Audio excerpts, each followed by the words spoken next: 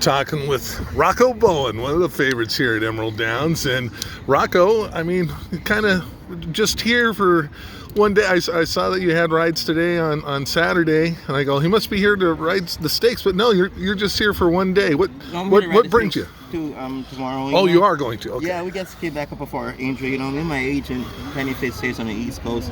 We figure, you know, to get that fitness faster, we take advantage of this. We ride 5-6 days a week. You know, but we had to get back on the plane on Sunday night. I had to ride Monday, Tuesday, Wednesday in Prescott. You know, and maybe we'll be back next weekend or be in Kentucky. But right now we get focused on today and tomorrow, and then we'll figure out next week.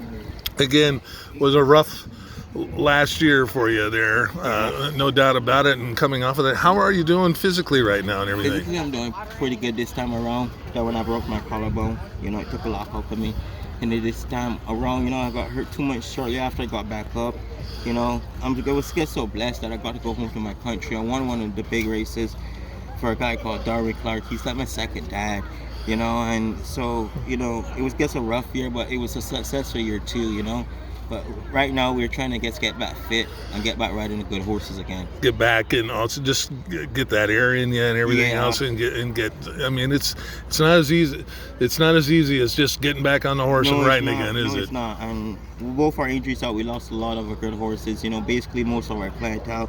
And we're now starting to build it back again. And I want to say thank you to Godolphin and Owen Hardy. You know, we're back on the team again, and we have one mount starting back rolling for them next week, and so we're looking forward to that next week, Wednesday. You know, a lot of people remember you, of course, 3 straight jockey championships. Alex Cruz trying to break that with a 4th one here, going after it. The jockey room this year really has turned into a pretty tough room here up here at Emerald Downs. What's your first impression about the guys that are in the room here this year? It's a pretty solid colony, you know. Anywhere you go in the world, it's not easy, you know. You got to work hard, you know.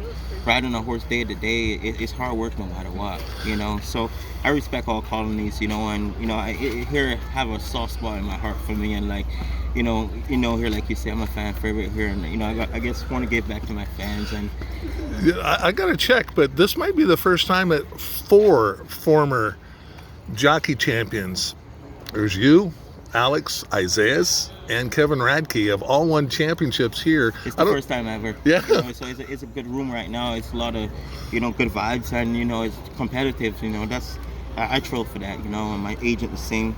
You know, and I want to take my hat off to, you know, my agent that was here for 9 years, David Singer.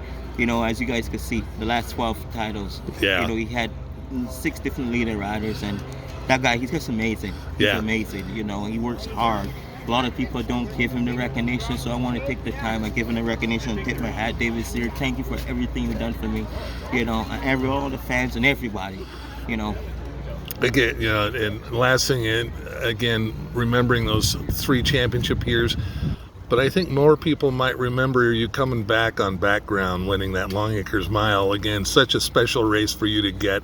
You still kind of relive that every now and then? Every day I relive that, man, and what the fans did for me that day. I thought the place was going to come down like the Twin Towers. I just thought it was just going to crumble. The love, I rode here for 10 consecutive years. I knew I had love here, but I went away for 3 years.